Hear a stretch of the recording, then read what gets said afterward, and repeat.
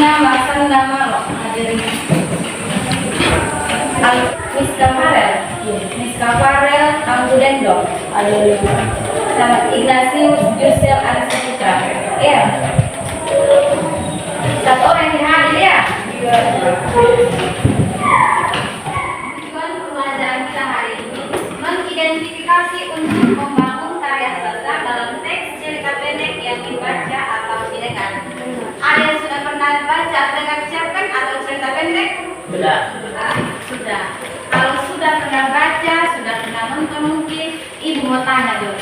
Ada tidak yang tahu pengertian dari cerita pendek?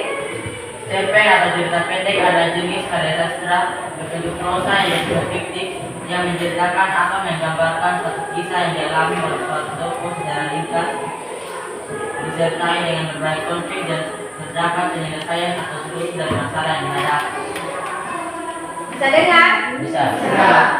Cerpen atau cerita pendek adalah jenis karya sastra prosa yang bersifat fiktif yang menceritakan atau menggambarkan suatu kisah yang dialami oleh suatu tokoh secara ringkas, disertai dengan berbagai konflik dan terdapat penyelesaian atau solusi dari masalah yang dihadapi. Suatu bentuk karya sastra bersifat prosa ya, berbentuk prosa. Ya. Kalian tahu tidak ada 3 karya sastra yang berbentuk prosa? Yang satu apa? 3 karya sastra yang masuk dalam prosa itu ada 3. Apa saja? Pertama apa tadi? Cerpen. Yang kedua? Novel. Yang ketiga? Roman. Pernah baca novel? Masih semangat toh? Masih. Biar yang ini para ini semangat. Iya. Iya. Yang berikut. Penokohan dalam cerita pendek sangat sederhana. Penokohan dalam cerita pendek sangat sederhana. Maksudnya itu bagaimana? Penokohan dengan tokoh beda tidak? Beda. Di sini kan disebut penokohan ya? Iya. Itu maksudnya bagaimana? Penokohan itu sifat tokoh orang yang berperan dalam sebuah cerita. Penokohan itu sifat atau karakter tokoh dalam sebuah cerita. Sedangkan tokoh itu apa? Orang yang berperan dalam sebuah cerita. Orang yang berperan dalam sebuah cerita. Yang berikut mengangkat beberapa peristiwa saja dalam hidup ya. Itu tidak dalam cerpen tidak mengangkat berbagai macam peristiwa kemudian aku lagi tidak ya. Ini hanya beberapa peristiwa saja mungkin 1 atau 2 begitu. Karena itu dia kan tidak membutuhkan waktu lama saat kita baca toh. Jadi ceritanya atau peristiwa terlihat dalam sebuah cerita hanya sedikit saja tidak banyak ya. Bisa dimengerti? Bisa. Yang terakhir. Kesan dan pesan yang ditinggalkan sangat dalam sehingga sang pembaca ikut merasakan isi dan cerita pendek tersebut. Pesan dan kesan yang ditinggalkan sangat dalam sehingga apa teman-teman? Sehingga sang pembaca ikut merasakan isi dan cerita pendek tersebut. Sehingga membaca ikut merasakan apa yang memang berjalan sampai dia pernah nonton film. 10.000 kata. Kalau lebih dari 10.000 kata itu apa itu? Berarti bukan cerpen ya. Bisa masuk dalam novel, bisa juga roman. Yang kedua, Selesai dibaca dengan sekali duduk. itu maksudnya bagaimana itu? Selesai dibaca dengan sekali duduk.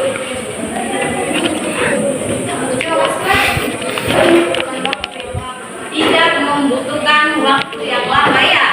Jadi pada saat contohnya kita pegang selesai baca sudah itu ada habis ya. Tidak membutuhkan berhari-hari ya atau yang berapa yang lama untuk baca cerita ya. Karena itu bukan cerita ya. Singkat. Yang ketiga, siapa tahu? Bersifat fiktif. Merupakan khayalan ya. Ya. Khayalan atau imajinasi seorang penulis saat menulis cerpennya. Itu bisa dimengerti? Bisa. Yang berikut. Hanya mempunyai satu alur saja atau alur tunggal. Ada berapa dalam cerita pendek? Maksudnya dalam unsur-unsur itu ada 3. Ada 3 yang mana? Yang pertama apa? Alur maju. Yang kedua? Alur mundur.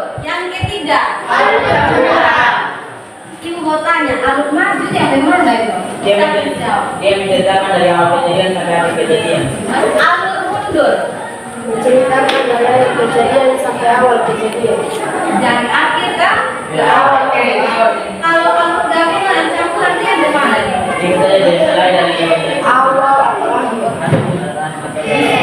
Yakin? Yakin. Nah, sekarang kasih keluar semua buku. Bindo, bahasanya gimana toh? Iya. Fotokopi, cetakan, kasih keluar semua dari meja.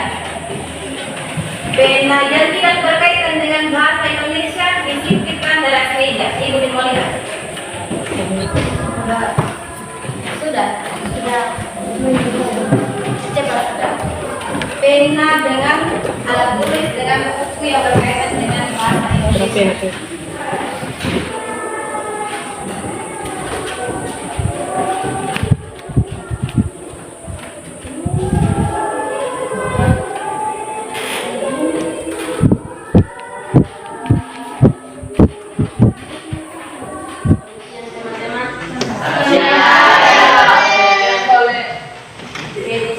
Guru Bahasa Indonesia, terima kasih atas waktu dan kesempatan yang diberikan kepada kami kelompok 3.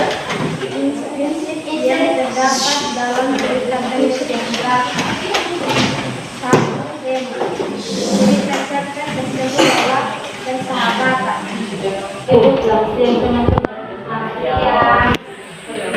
Terima kasih atas waktu yang disempatkan yang diberikan kepada kami kelompok 2. Sekarang kami akan mempresentasikan hasil kerja kami kepada teman-teman saya. Saya persilakan. Sebutkan unsur-unsur intrinsik yang terdapat dalam cerita pendek yang dibaca. Satu tema, persahabatan. Dua, tokoh dan penokohan. Lisa, karakternya baik. Yeni, karakternya baik. Rosi, karakternya baik di depan, buruk di belakang. Didi, karakternya juga baik. 3, latar tempat. Di rumahnya Lisa. 4, latar waktu. Latar waktu di siang hari. Latar suasana hening. 4, alur atau plot. Menggunakan alur maju. 5, sudut pandang. Gunakan sudut pandang orang ketiga. 6, amanat. Dalam berteman kita harus memilih teman yang baik dan tidak asal memilih teman. Dan juga kita tidak boleh menceritakan baik buruknya teman di belakang. Berpandai-pandailah memilih teman. 7, gaya bahasa. Tidak menggunakan gaya bahasa. Tidak ada terima kasih.